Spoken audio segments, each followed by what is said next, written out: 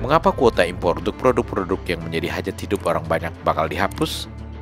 Penerapan kuota impor untuk produk-produk tersebut ternyata tidak hanya menguntungkan perusahaan-perusahaan tertentu, tetapi juga membuka peluang korupsi di kalangan politisi dan pejabat pemerintah.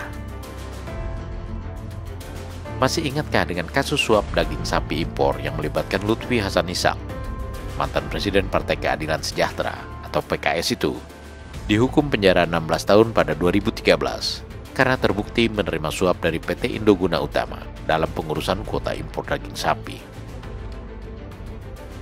Lalu kasus terbaru berkaitan dengan penerapan kuota impor ini adalah dugaan korupsi yang dilakukan mantan Menteri Perdagangan, Thomas Trikasih Lembong atau Tom Lembong. Tom Lembong didakwa telah menerbitkan izin impor gula tanpa melalui prosedur semestinya pada sekitar tahun 2015-2016 hingga merugikan negara sebesar 578 miliar rupiah lebih.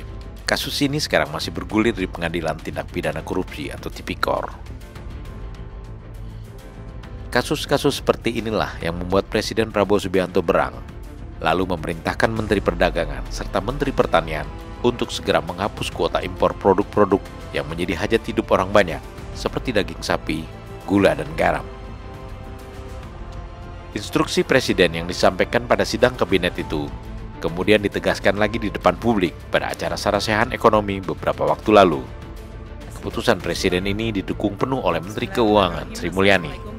Sri Mulyani mengatakan bahwa kuota impor yang diberlakukan selama ini pada kenyataannya hanya menguntungkan perusahaan-perusahaan tertentu yang ditunjuk pemerintah, sementara kontribusinya terhadap penerimaan negara tidak signifikan.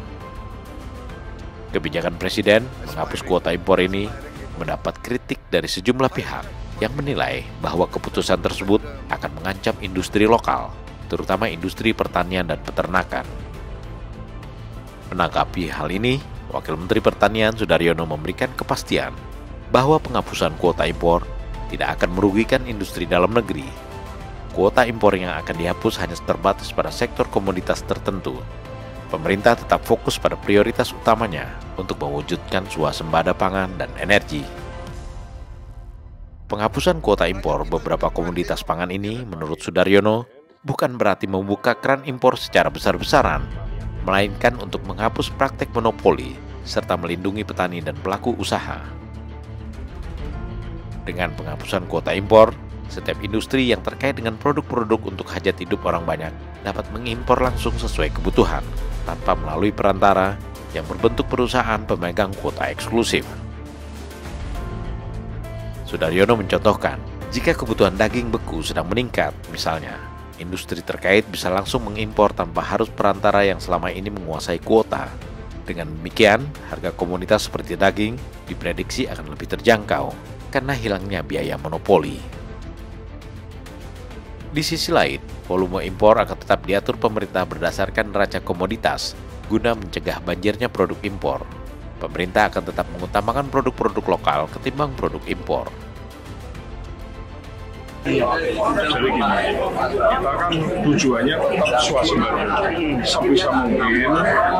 Sebisa mungkin barang baik itu pangan maupun yang lain sebisa mungkin kan kita bisa produksi dalam negeri.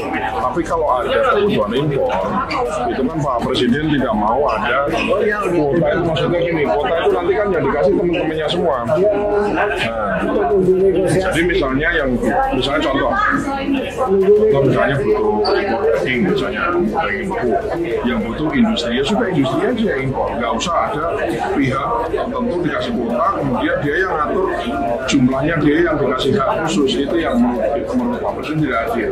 Kalau misalnya industri bakso, industri sosis memang perlu dari India, ya dia yang impor, nggak perlu lagi ada pengusaha lain yang dikasih kuota yang ngatur. Gitulah maksudnya di situ. Untuk menyikapi kebijakan-kebijakan Presiden Prabowo Subianto dalam berbagai hal, sebaiknya kita melihat konteksnya secara keseluruhan, jangan sepotong-sepotong, dan jangan terburu-buru menarik kesimpulan sebelum memahami secara penuh latar belakang munculnya kebijakan tersebut.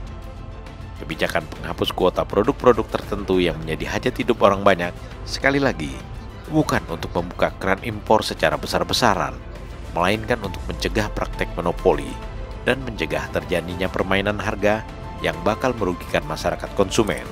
Selain itu, untuk menghilangkan peluang korupsi di kalangan pejabat pemerintah akibat permainan perizinan.